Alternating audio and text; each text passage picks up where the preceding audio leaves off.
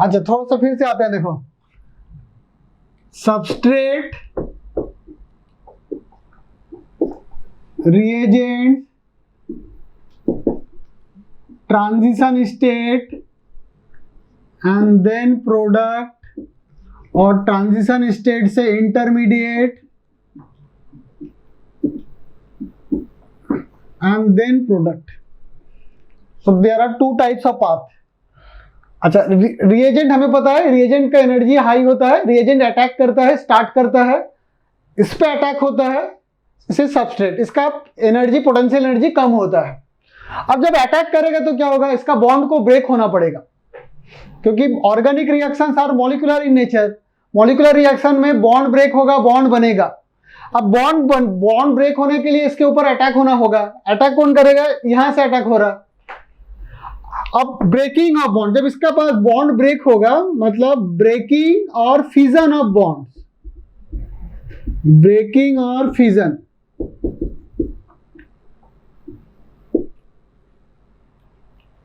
Breaking और fusion of bonds.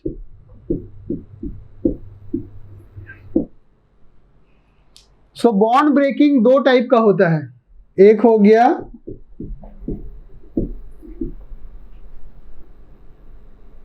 Homolytic fusion,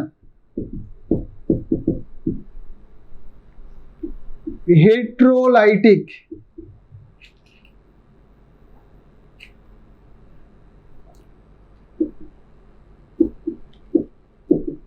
There are two types of breaking of bond, homolytic fission and heterolytic fission.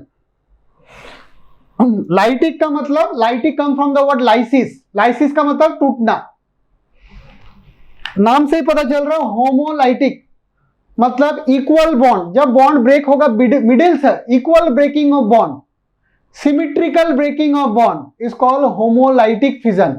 Hetero, hetero का मतलब क्या होता है, unequal. Bond breaking हो रहा, अनइक्वल हो रहा है, then it is called hetero. जैसे कि एग्जांपल देखो, सो नाम क्या है, homolytic. What is the meaning of the word homolytic, symmetrical breaking of bond और equal breaking of bond, then it is called homolytic fission. Unequal breaking of bond is called heterolytic fission. और ये fission कब होगा, जब इसका इस पे attack होगा.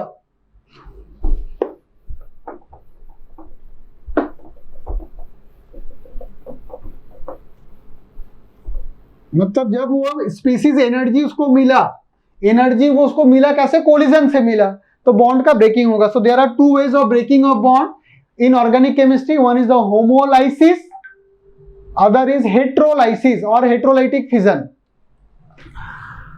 अब let us consider bond between homo molecule. homolytic fission देखो, दो मान लेते हैं, दो मॉलिक्यूल मतलब दो एटम के बीच में जो बॉन्ड है वो which is a identical atom, homo molecule है. मतलब क्या, इस बॉन्ड में ए भी अपना एक इलेक्ट्रॉन कंट्रीब्यूट किया है, ए भी अपना एक एक इलेक्ट्रॉन कंट्रीब्यूट हुआ है. सो what is bond, a bond is a force. तो इसको हम लोग अलग तरीके से समझते हैं कि ये दोनों का बीच में एक अंडरस्टैंडिंग हुआ कि इस बॉन्ड में हमें दोनों को एक एक इलेक्ट्रॉन कंट्रीब्यूट करना है, तो दोनों कंट्रीब्यूट किया, म्यूचुअली अंडरस्टैंडिंग था, बोथ म्यूचुअली एग्रीड. उसके बाद क्या हो गया, दोनों में डिफरेंस आ गया. अब उसे लग रहा कि नहीं, अब हमें एक साथ रहना नहीं, अब हमें अलग अलग होना है. तो अब क्या होगा, क्योंकि दोनों का पावर सेम है, पावर का मतलब इलेक्ट्रोनेगेटिविटी, अब यहां पर बॉन्ड ब्रेक हो जाएगा मिडिल से. मतलब ए अपना, A species A will come out with his contributed electron. A अपना इलेक्ट्रॉन लेके चला गया, ये भी अपना इलेक्ट्रॉन लेके चला गया. Both will move away, part away by taking their contributed electron. दोनों अपना कंट्रीब्यूटेड इलेक्ट्रॉन लेके निकल गया.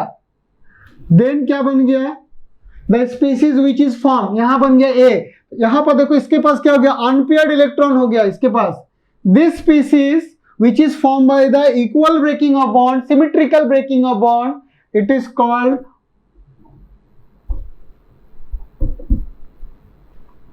Free radical. So free radical कब बनता है, फ्री रेडिकल बनता है होमोलाइटिक फिजन में, मतलब इक्वल ब्रेकिंग ऑफ बॉन्ड. अब इक्वल ब्रेकिंग के लिए कंडीशन क्या है, आइडियल कंडीशन, दोनों का इलेक्ट्रोनेगेटिविटी आइडियल होना चाहिए, मतलब इक्वल होना चाहिए, तो म्यूचुअली वो टूट जाएगा। उसको थोड़ा सा एनर्जी चाहिए, बॉन्ड ब्रेकिंग के लिए क्या चाहिए, एनर्जी चाहिए।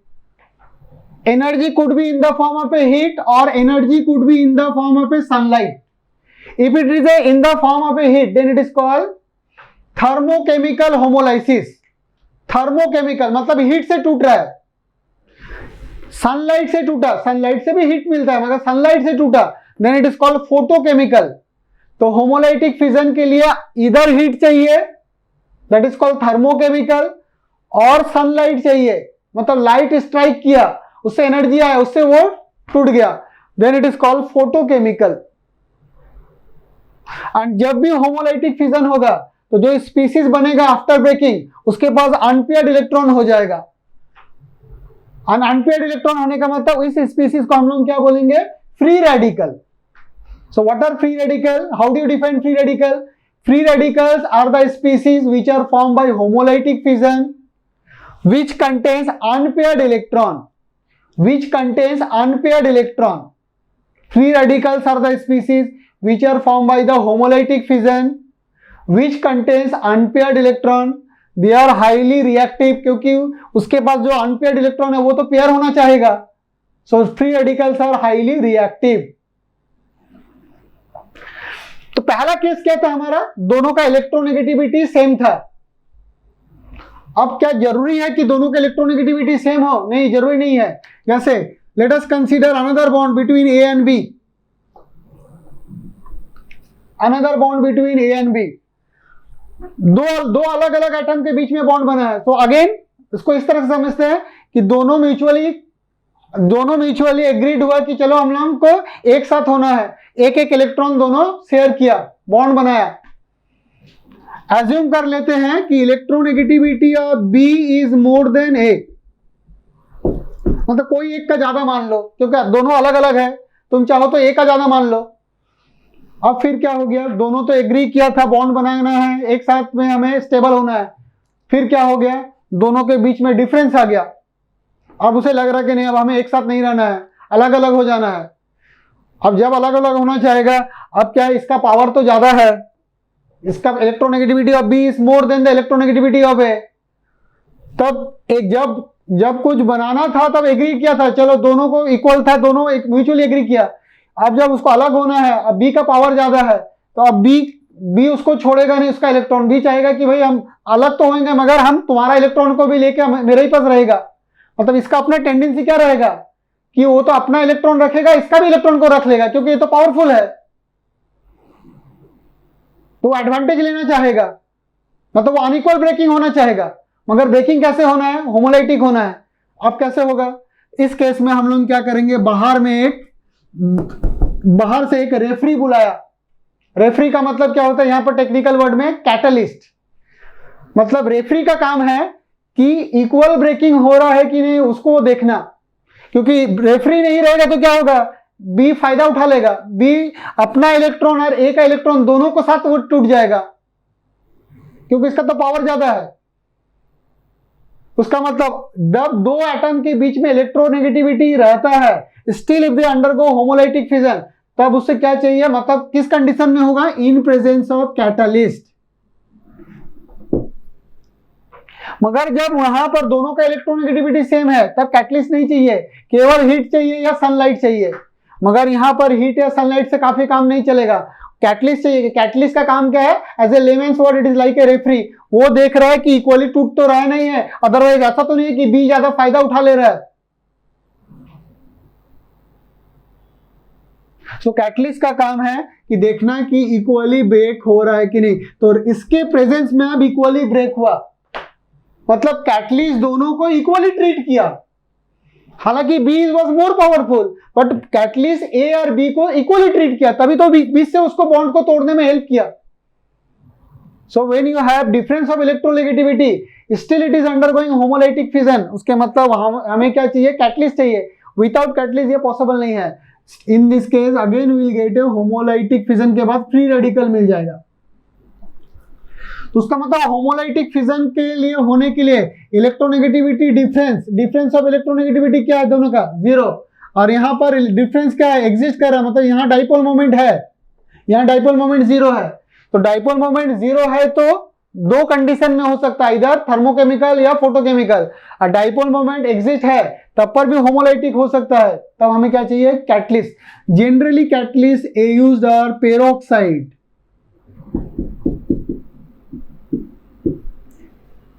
Catalyst generally used is a peroxide catalyst.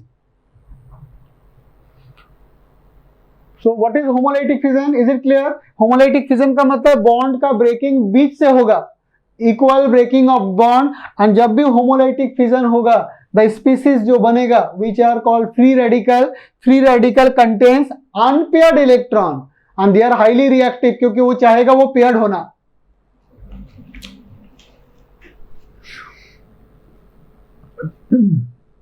अच्छा, अब देखो फ्री रेडिकल फिजन, ये जो होमोलाइटिक फिजन होगा कहां पर, मतलब ये तो हुआ इस तरह से, किस तरह का मीडियम चाहिए।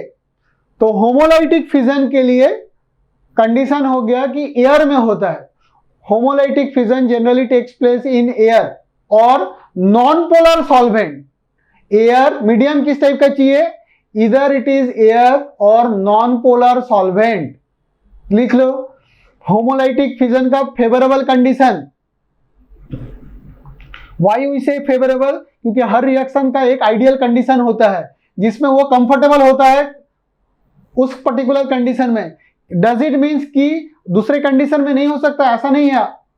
हर रिएक्शन का एक फेवरेबल एंड रेगुलर कंडीशन होता है। फेवरेबल कंडीशन क्या हो गया होमोलाइटिक फिजन का, इट कुड बी एयर में होता है मैक्सिमम केसेस में, और नॉन पोलर सॉल्वेंट।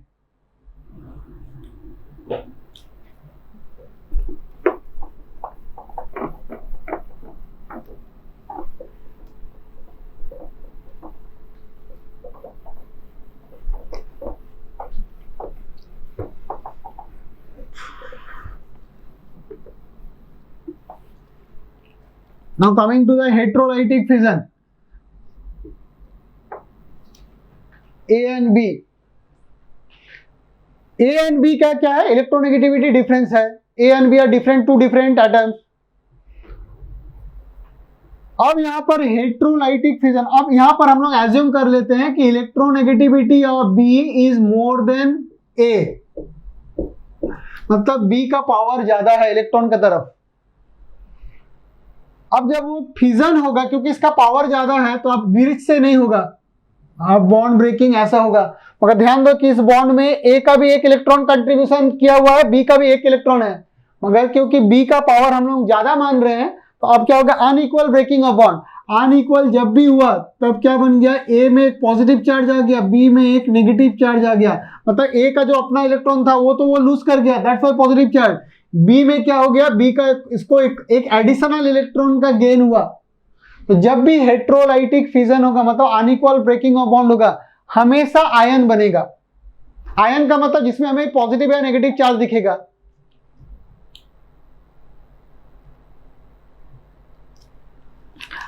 क्या ये जरूरी है कि दोनों का बीच का इलेक्ट्रोनेगेटिविटी डिफरेंस होना चाहिए हेट्रोलाइटिक फिजन के लिए? नहीं, ये जरूरी नहीं है।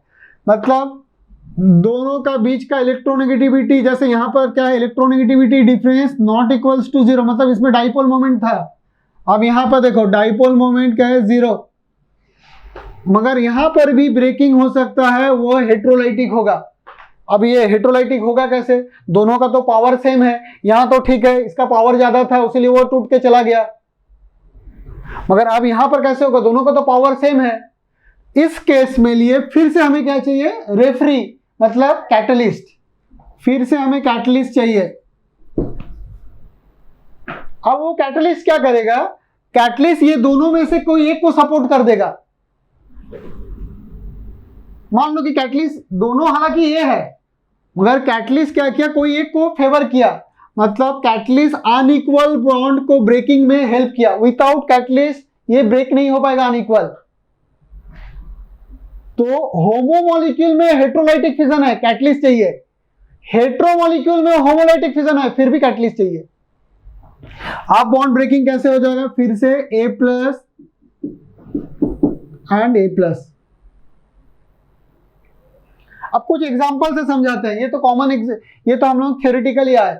तो देखो ये हेट्रो का दो कंडीशन होता है, एक हो गया हेट्रो अनइक्वल ब्रेकिंग हो गया, होमो में अनइक्वल ब्रेकिंग, कैटलिस्ट चाहिए।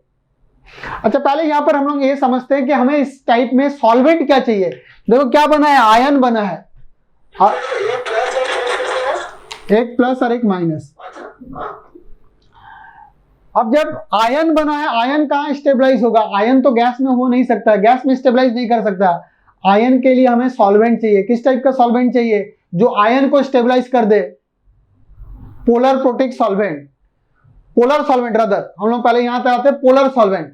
पोलर सॉल्वेंट का काम क्या है, इसको सॉल्वेट करना। तो आयंस आर ऑलवेज, मतलब हेट्रोलाइटिक फिजन के लिए किस टाइप का सॉल्वेंट चाहिए, पोलर सॉल्वेंट चाहिए फेवरेबल कंडीशन में, पोलर सॉल्वेंट।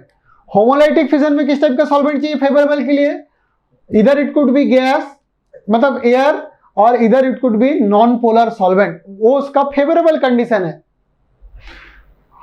हर रिएक्शन का एक फेवरेबल कंडीशन होता है। रिएक्शन में फेवरेबल कंडीशन नहीं भी मिले तब पर भी रिएक्शन होता है, तब क्या होगा, उसका जितना एफिशिएंसी था वो नहीं हो पाएगा, मतलब जिस तरह का यील्ड होना चाहिए था वो नहीं हो पाएगा। रिएक्शन तो हो जाएगा मगर वो यील्ड नहीं हो पाएगा। इसीलिए हम लोग फेवरेबल कंडीशन को मतलब स्ट्रेस डालते हैं कि इसका फेवरेबल कंडीशन क्या है, पोलर सॉल्वेंट। क्या ये जरूरी है कि नॉन पोलर में नहीं होगा, ये भी होगा, मगर वो इसका फेवरेबल कंडीशन नहीं है, वहां ज्यादा एनर्जी लगेगा क्योंकि आयन को सॉल्वेट नहीं कर पाएगा, आयन को स्टेबलाइज नहीं कर पाएगा। आयन स्टेबलाइज होगा तभी तो सामने की तरफ जाएगा, तब तो आसानी से टूटना चाहेगा। ये स्टेबलाइज ही नहीं हो रहा तो इसका टूटने का टेंडेंसी खत्म हो जाएगा।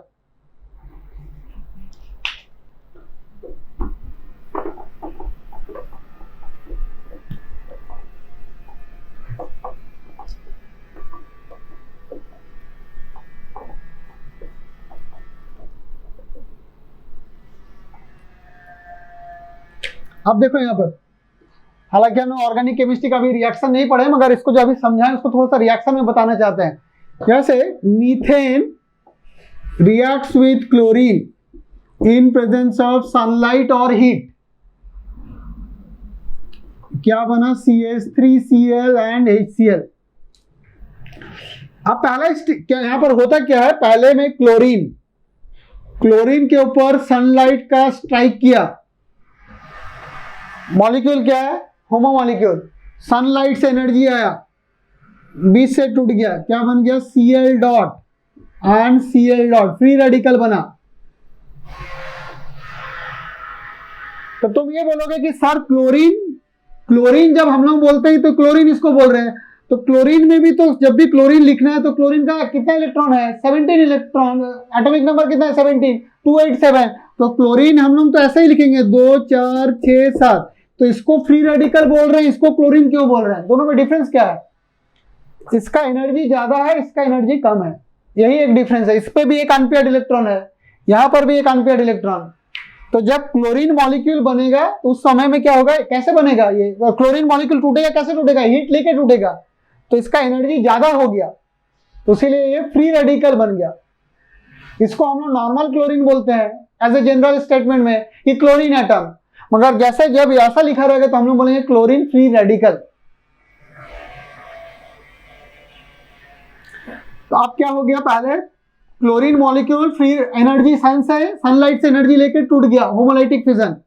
तो इसके पास अभी कितना इलेक्ट्रॉन है, 7 इलेक्ट्रॉन है, इसके पास भी 7 इलेक्ट्रॉन, एक एक अनपेयर्ड इलेक्ट्रॉन है। अब क्या किया, मीथेन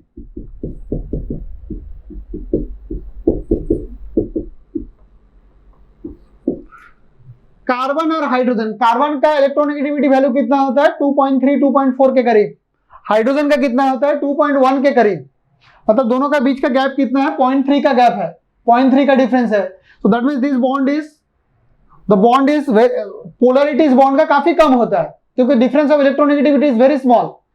अब क्या हो गया, Cl डॉट क्या किया, इस बॉन्ड को तोड़ दिया, मतलब इसको तो एक इलेक्ट्रॉन चाहिए, वो क्या किया, इस बॉन्ड को तोड़ा।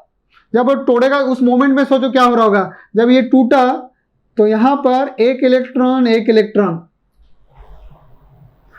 इसको एक इलेक्ट्रॉन चाहिए, उसको एक इलेक्ट्रॉन यहां भी दिख रहा है, उसको एक इलेक्ट्रॉन यहां भी दिख रहा है, तो जिसके साथ मतलब जो ज्यादा रिएक्टिव होगा उसके साथ वो बॉन्ड बना लेगा। मतलब H dot is the highly reactive, H dot कभी फ्री स्टेट में होता नहीं है, तो H डॉट क्या किया, इसके साथ रिएक्ट कर गया, मतलब ज्वाइंट कर गया, क्योंकि इसको भी एक इलेक्ट्रॉन चाहिए, इसको भी एक इलेक्ट्रॉन चाहिए। ये टूटा, इसको तोड़ने में कौन हेल्प किया, ये हेल्प किया था। अब ये इसके साथ बॉन्ड बना लिया, तो इसका मतलब यहां बन गया HCl। अभी क्या रह गया, CH3 डॉट।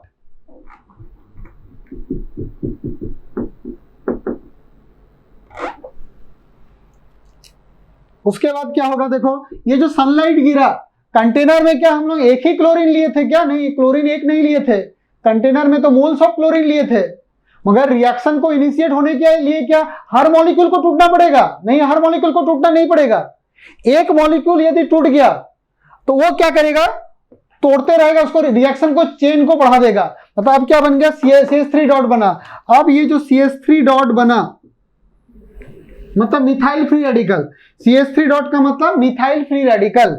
अब ये क्या करेगा, क्लोरीन मॉलिक्यूल, मतलब देखो अब क्लोरीन मॉलिक्यूल को ये तोड़ रहा है, सनलाइट से नहीं तोड़ रहा है, सनलाइट से तो पहला इनिशिएट हो चुका है, रिएक्शन ऑलरेडी इनिशिएट हो चुका है। अब ये क्या किया, इसको तोड़ दिया बीच से, तो CH3 dot and Cl dot क्या बन गया, CH3Cl एंड Cl डॉट। तो देखो हमारा प्रोडक्ट बनना स्टार्ट कर गया। सो this is how the this reaction इसी तरह से प्रोपागेट करता है। ये तो पार्ट ऑफ द मैकेनिज्म है, वो हम लोग बाद में डिस्कस करेंगे इन डिटेल्स।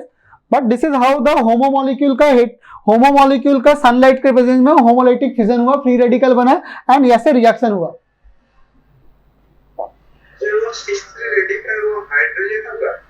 कहाँ पे, यहाँ पे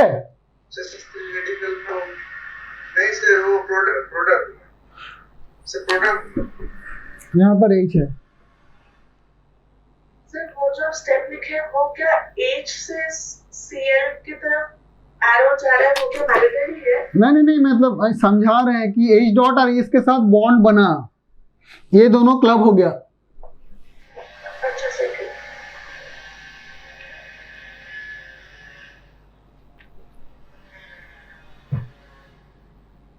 ये तो हम लोग डिस्कस करेंगे आगे मैकेनिज्म में। अभी जस्ट फिजन जो हो रहा कैसे होता है वो समझना है, पूरा तो अभी समझ में नहीं आएगा हर स्टेज, फिर कैसे होमोलाइटिक फिजन होता है वो थोड़ा समझना है।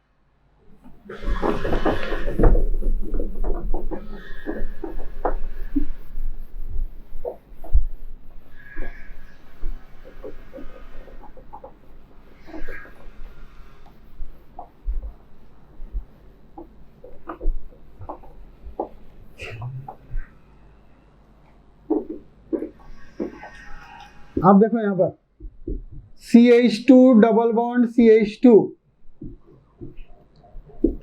HBr and peroxide, CH2 double bond CH2 मतलब एल्कीन है, and HBr hydrogen bromide and peroxide. अभी बताया देखो दोनों का इलेक्ट्रोनेगेटिविटी डिफरेंस तो एग्जिस्ट कर रहा है, मगर क्या है, कैटलिस्ट है, मतलब दिस रेफरी। अब HBr H एंड Br दोनों का इलेक्ट्रोनेगेटिविटी ज्यादा है, तो यदि पेरोक्साइड नहीं रहता तो ब्रोमीन क्या करता, अपना इलेक्ट्रॉन और हाइड्रोजन का इलेक्ट्रॉन दोनों को लेकर वो निकल जाता, मतलब हेटेरोलाइटिक फिजन होता। क्योंकि अभी वो कैटलिस्ट है, मतलब it is, we can say it is like it is a referee. तो अब क्या हो जाएगा, H पेरोक्साइड के प्रेजेंस में, वो हम लोग डिटेल्स में डिस्कस करेंगे, थोड़ा आइडिया दे रहे हैं यहाँ पर, वो ब्रेक हो जाएगा H डॉट और Br डॉट, बीच से ब्रेक हो जाएगा। ये बीच से ब्रेक हो रहा है कि नहीं कौन देखेगा, पेरोक्साइड देखेगा। Peroxide will take care whether the bond will breaking by the homolytic fission और नॉट। तो ब्रेक होने के बाद क्या मिला, H dot and Br dot. अब इसको कितना इलेक्ट्रॉन चाहिए, इसको एक इलेक्ट्रॉन, इसको भी कितना चाहिए, एक इलेक्ट्रॉन। यहां पर क्या दिख रहा है, डबल बॉन्ड। डबल बॉन्ड का मतलब सिग्मा भी है, पाई भी है। पाई बॉन्ड कैसे बनता है, दो इलेक्ट्रॉन का साइडवेज ओवरलैपिंग से बनता है। और पाई बॉन्ड हमें पता है कि वो बॉन्ड लूज बॉन्ड होता है, रिएक्टिव होता है, ओवरलैपिंग काफी कम होता है। तो एक इलेक्ट्रॉन ये क्या किया, यहां जुड़ गया इस हाइड्रोजन के साथ, उसको तो एक इलेक्ट्रॉन चाहिए था, पाई बॉन्ड को तोड़ दिया, यहां इसके साथ क्लब हो गया, और Br डॉट यहां क्लब हो गया। अब क्या बन गया, CH2 और एक CH3 एंड CH2Br। तो होमोलाइटिक हेट्रोमोलिक्यूल था, होमोलाइटिक फिजन में टूटा, और टूटने के बाद फाइनली प्रोडक्ट बन गया। उसका मतलब हेट्रो मॉलिक्यूल भी होमोलाइटिक फिजन में टूट सकता है, provided we need a catalyst. So this is a very common catalyst. यहाँ पर HBr क्या है? HBr एसिड होता है, हाइड्रोजन ब्रोमाइड।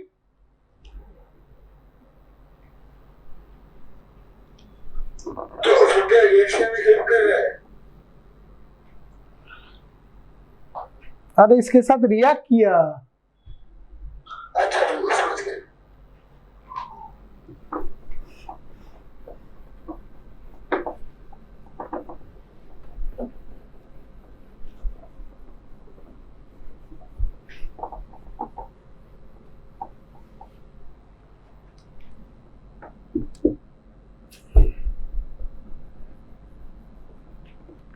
अब यहां पर देखो एक और कंडीशन, CH3CH2 एंड HBr।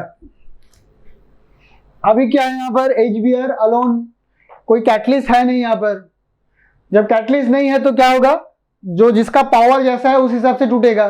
मतलब ब्रोमीन का पावर तो इससे ज्यादा है, मतलब अब HBr कैसे टूटेगा, HBr टूट जाएगा हेट्रोलाइटिक फिजन से, H plus and Br minus,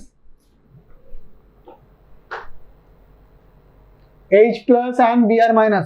brother इसको हम लोग इथीन ही लेते हैं पहले, ठीक है। अब इसमें पाई बॉन्ड है ना यहाँ पर, तो पाई बॉन्ड में फिर टूट जाएगा, एक में H आ जाएगा, एक में Br। मतलब देखो प्रोडक्ट तो वही बना, मैकेनिज्म चेंज हो गया। एक में हाइड्रोजन जुड़ेगा और एक में क्या जाएगा, ब्रोमीन आ जाएगा। तो प्रोडक्ट क्या बन गया यहाँ पर, CH3 CH2 and Br। Product वही बना मगर स्टेप्स क्या था, आयनिक मैकेनिज्म हुआ, हेट्रोमॉलिक्यूल हेट्रोलाइटिक फिजन हुआ। अब फिर से देखो इसमें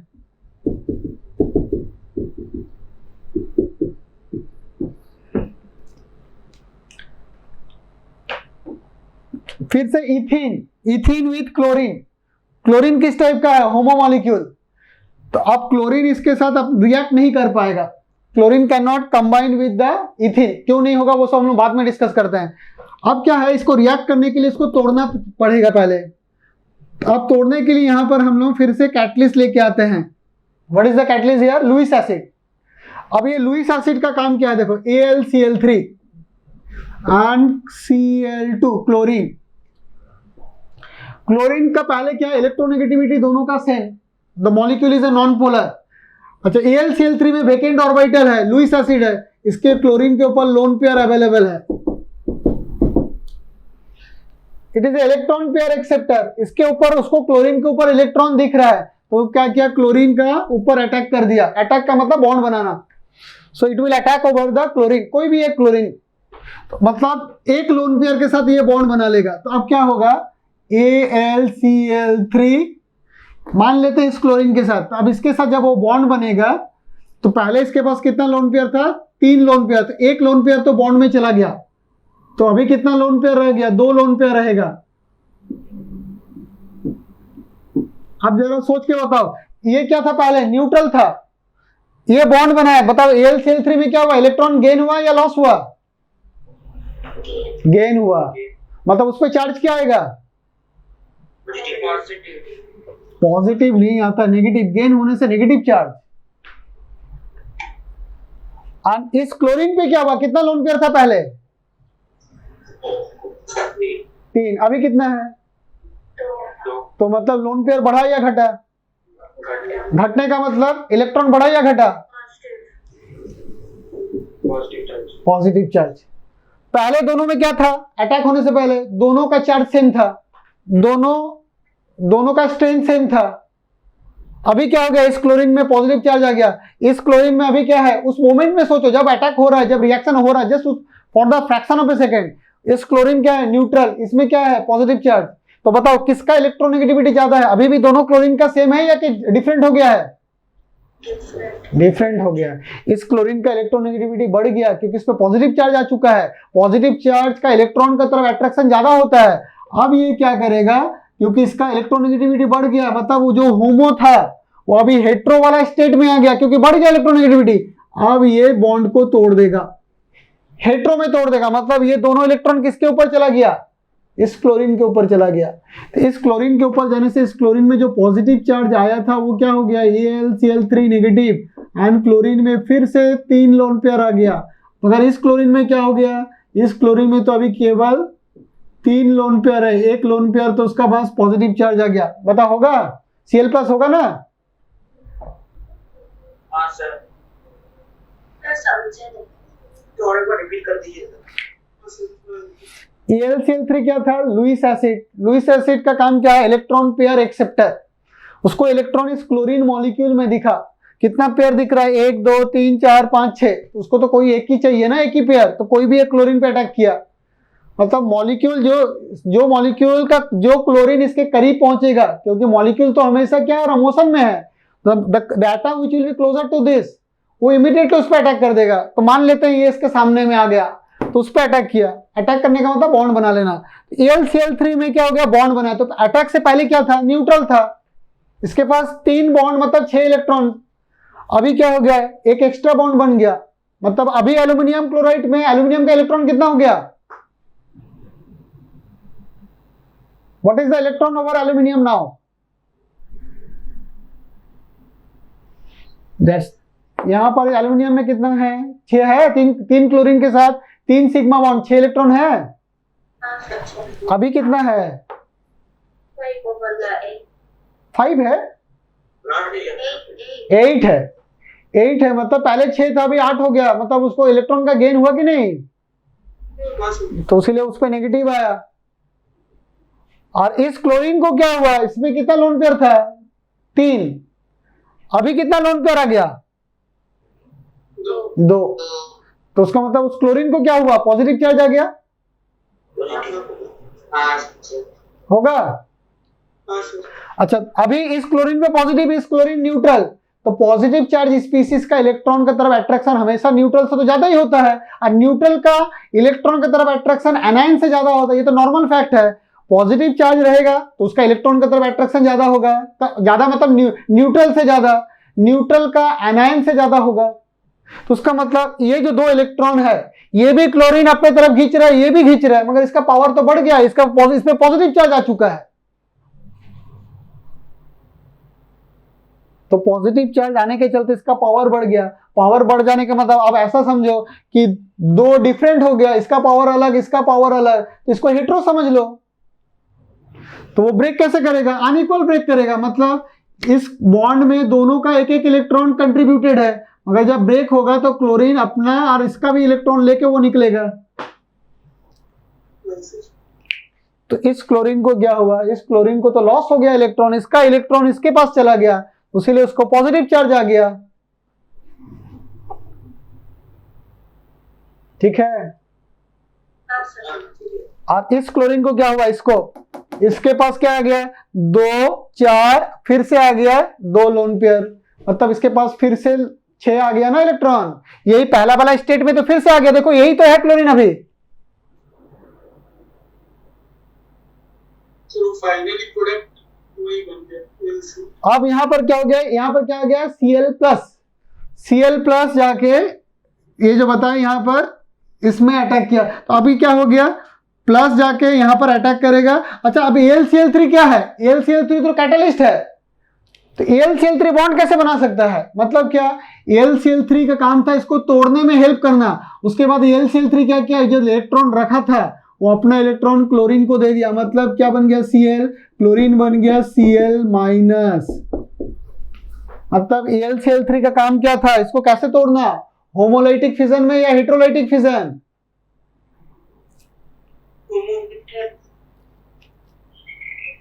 क्लोरीन कैसे टूटा, हेटेरो। मतलब AlCl3 का काम हुआ क्लोरीन को, होमो मॉलिक्यूल को प्लस और माइनस में तोड़ना। प्लस माइनस का मतलब क्या, चार्ज आया, चार्ज कब आता है, हेटेरोलाइटिक फिजन में। नहीं समझ में आया, आप जाके क्लोरीन इस पे, उसका मतलब होमो मॉलिक्यूल को हेटेरोलाइटिक में भी तोड़ने के लिए कैटलिस्ट चाहिए, और यहां पर वही एग्जांपल शो किए थे, हेटेरो मॉलिक्यूल को होमोलाइटिक फिजन के तोड़ने के लिए भी कैटलिस्ट चाहिए।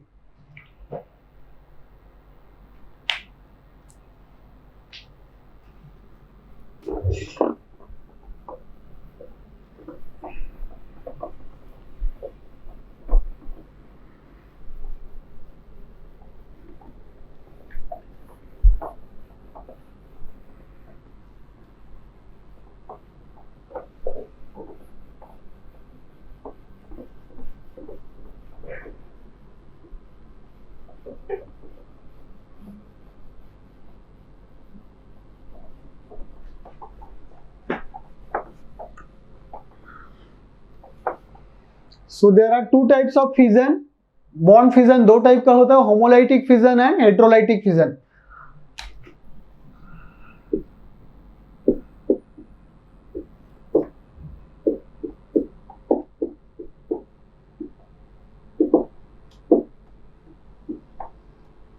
Types of intermediate. अब इंटरमीडिएट क्या है, अभी हम लोग डिस्कस किए थे, या लिखो एक बार और. Intermediates are real time species, short lived. Intermediates are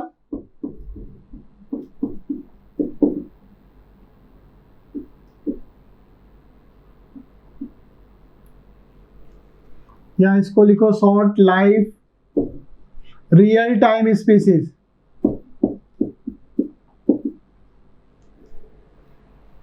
which are formed during the course of the reaction, which are formed during the course of the reaction. मतलब रिएक्शन के दौरान में ये बनेगा. during the course of the reaction, it will form during the course of the reaction. once it is formed,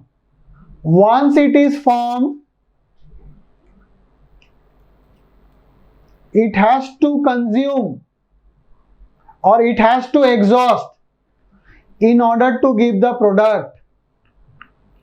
Once it is formed, it has to exhaust or consume in order to reach the final product.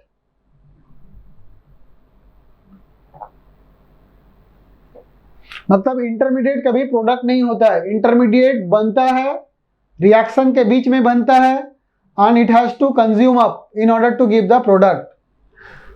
Types of intermediate.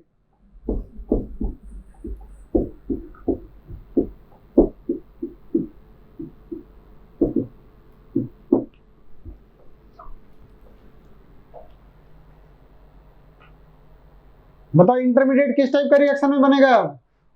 Elementary reaction, one step reaction और multi step reaction. So types of intermediate in organic chemistry. मतलब हम लोग जो intermediate discuss करेंगे, जो भी intermediate हमें चाहिए रिएक्शन में, लिखो free radical,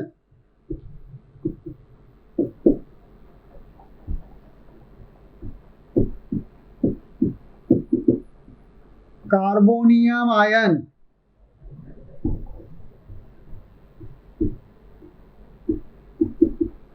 carbon ion,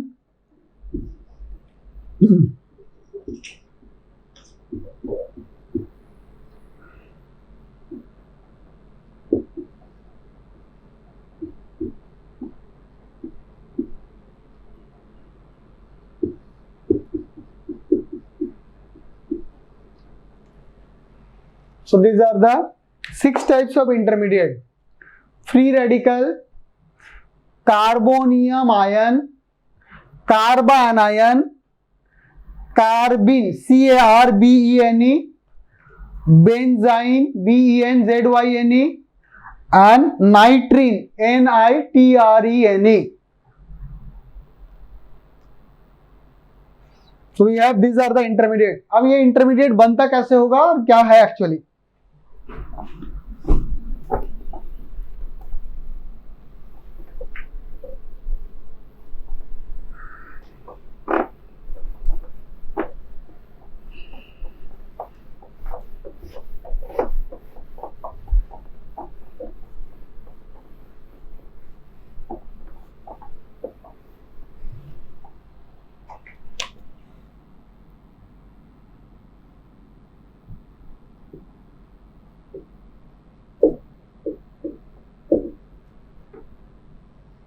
carbon free radical.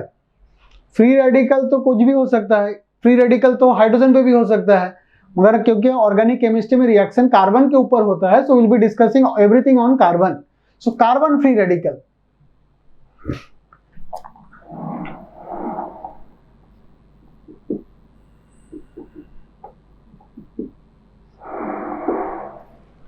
अब ये जो कार्बन फ्री रेडिकल कैसे बनता है. फ्री रेडिकल का मतलब होमोलाइटिक फिजन होना चाहिए.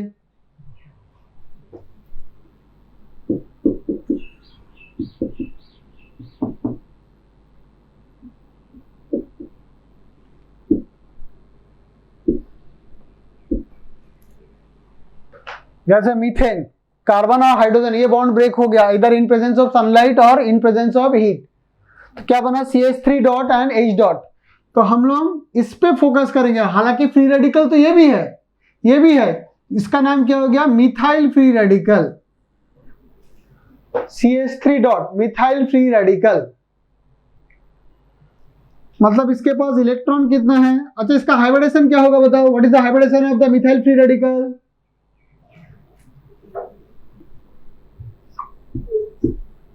कितना हाइड्रोजन है, 3, और एक अनपेयर्ड इलेक्ट्रॉन है, so this is its p orbital, जहां पर एक इलेक्ट्रॉन है, इस ऑर्बिटल में एक इलेक्ट्रॉन है, so this is the structure of the methyl free radical. So what is the hybridization, कितना सिग्मा बॉन्ड है, 3। इज इट अनपेयर्ड इलेक्ट्रॉन और पेयर्ड इलेक्ट्रॉन, तो क्या इसको हाइब्रिडेशन में इसको काउंट करेंगे भी, नहीं। तो what is the hybridisation, sp2। और इसमें sp2 हो गया, कितना इलेक्ट्रॉन है इसके पास कार्बन के ऊपर, 7 इलेक्ट्रॉन। अच्छा, अब ये बॉन्ड एंगल हमें पता है, sp2 का बॉन्ड एंगल क्या हो जाएगा, 120 degree. So bond angle is 120 degree.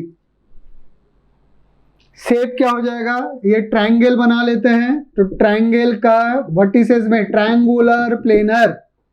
What is the shape of CH3 dot और methyl free radical, CH3 dot, sorry triangular planar. Shape हो गया ट्रायगोनल या ट्रायंगुलर प्लेनर।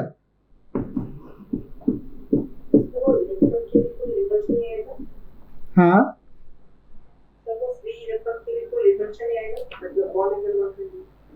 उतना कम आएगा कि चेंज नहीं होता है, कहीं कहीं चेंज होता है, तो वो हम लोग डिटेल्स में डिस्कस करेंगे। ये हम लोग जनरल प्रॉपर्टी डिस्कस कर रहे हैं। अच्छा, इस पे टोटल इलेक्ट्रॉन कितना है, 7।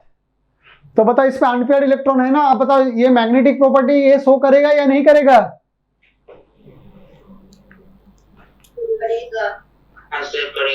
अनपेयर्ड इलेक्ट्रॉन के लिए क्या प्रॉपर्टी आता है, सो it is A paramagnetic. So these are the common property. This is a paramagnetic, मतलब इसमें एक मैग्नेटिक मोमेंट आएगा। मैग्नेटिक मोमेंट क्या आ जाएगा, magnetic moment is given by root under n into n plus 2 bm। What is n, n is the number of unpaired electron. कितना unpaired electron है इस पे, एक है ना, n का वैल्यू 1 पुट करो, 1 into 1 plus 2 दैट इज √3, क्या आ गया, √3 bm। सो ये जनरल प्रॉपर्टी हो गया।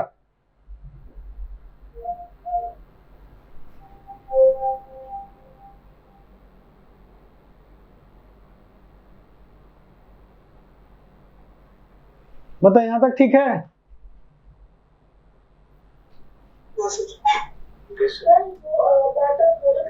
इलेक्ट्रोमैग्नेटिक फ्यूजन में ए और ए के बीच में अगर कोई कैटलिस्ट आता है तो वो लोग A+ और A- में टूट जाते हैं। करेक्ट सर, तो सेम मॉलिक्यूल कैसे टूट जाएगा आयनिक में प्लस और माइनस में। अभी जो दिखा है शो किए AlCl3 के साथ, एग्जांपल क्लोरीन विथ AlCl3। ओह अच्छा, अभी तो एग्जांपल दिया उसका। हाँ सर।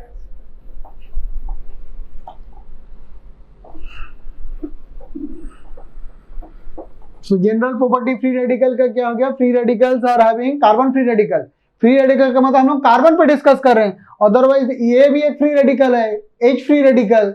फ्री रेडिकल तो किसी के ऊपर आ सकता है, chlorine free radical, bromine free radical, मगर हम लोग डिस्कस करेंगे कार्बन पे, क्योंकि ऑर्गेनिक रिएक्शन जो होगा तो कार्बन पे होगा सब। तो ये होगा, इसका नाम क्या है, methyl free radical. Hybridization sp2, bond angle क्या है, near to 120 degree each bond angle. Shape क्या हो गया, ट्राइगोनल प्लेनर। एक इलेक्ट्रॉन होने के लिए पैरामैग्नेटिक, और उसमें एक मैग्नेटिक मोमेंट आ जाएगा। और ये कैसे बना, होमोलाइटिक फिजन से बना।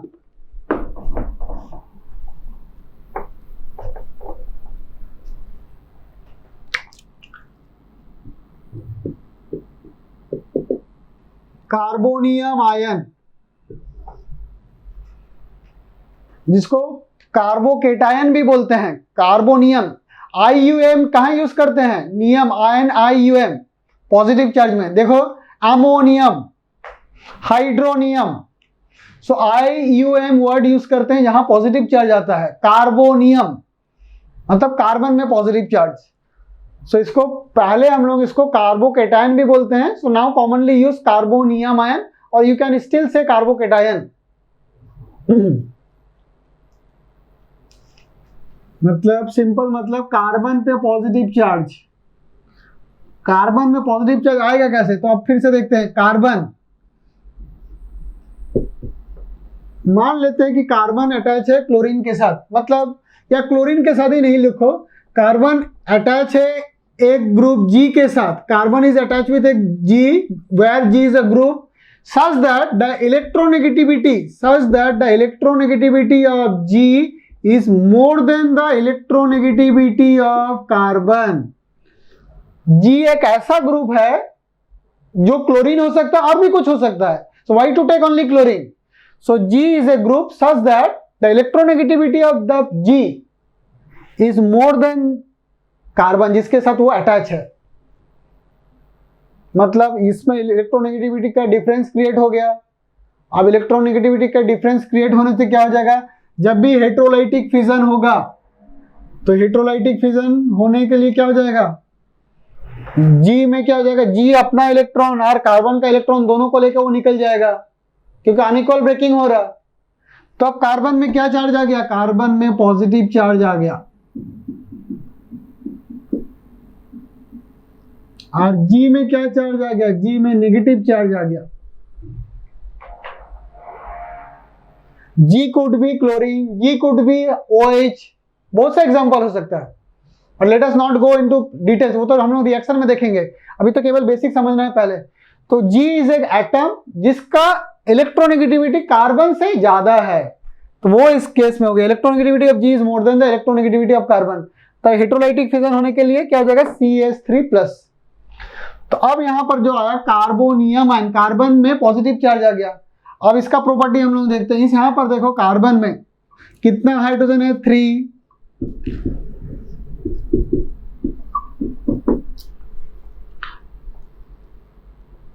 अच्छा एक चीज और ध्यान रखो, इससे पहले जो फ्री रेडिकल हम लोग डिस्कस किए, मिथाइल फ्री रेडिकल, इसमें कितना इलेक्ट्रॉन था कार्बन के ऊपर? 7। तो इसको कितना इलेक्ट्रॉन चाहिए? 8। So is it electron pair acceptor और electron acceptor? So it is a कैटल, it is a sorry catalyst बोल रहे हैं, it is a it is electrophile, it is electrophile. तो लिख लेना, फ्री रेडिकल्स आर इलेक्ट्रोफाइल। अच्छा अब आते हैं यहाँ पर CH3+, मतलब यहाँ जो वेकेंट ऑर्बिटल है इसमें इलेक्ट्रॉन नहीं है। इसमें क्या था? एक इलेक्ट्रॉन था, इसमें इलेक्ट्रॉन भी नहीं है। तो इसके पास कार्बन में कितना टोटल कितना सिग्मा बॉन्ड है? 3। तो हाइब्रिडेशन क्या हो जाएगा? sp2। शेप क्या हो जाएगा? Trigonal planar.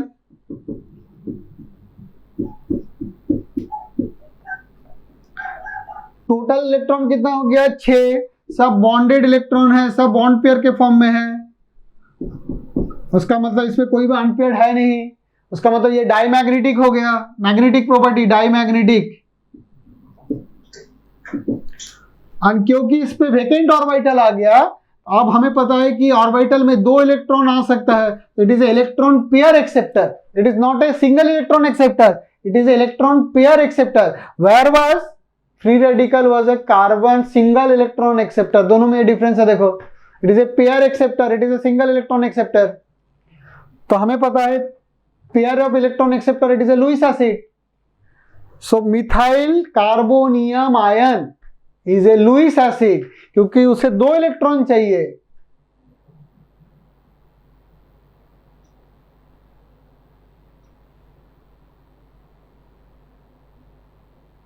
इस पूरे को सर मिथाइल कार्बोनियम आयन कहते हैं। हाँ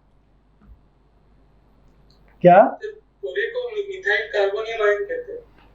CH3 प्लस को, मिथाइल है ना, CH3 है तो क्या है, मिथाइल कार्बोनियम आयन या methyl carbocation. So this is और जनरल प्रॉपर्टी हो गया इसका। बॉन्ड एंगल कितना आ जाएगा 120 डिग्री, हाँ बॉन्ड एंगल आ जाएगा 120 डिग्री। तो remember it is electrophile and Lewis acid. हमें पता है कि लुईस एसिड होगा तो इलेक्ट्रोफाइल होना ही होगा, मगर ये क्या था, ये केवल इलेक्ट्रोफाइल था, ये लुईस एसिड नहीं था।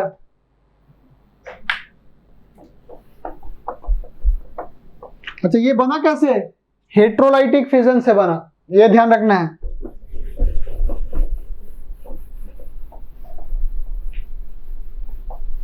हेट्रोलाइटिक फिजन किस टाइप के सॉल्वेंट में बनता है, फेवरेबल कंडीशन पोलर, क्योंकि पोलर है तो उस पोलर सॉल्वेंट में भी तो पोल्स है। बना क्या, आयन, पोलर सॉल्वेंट में भी तो पोल्स है, एक आयन दूसरे आयन में क्या हो जाएगा, स्टेबलाइज हो जाएगा।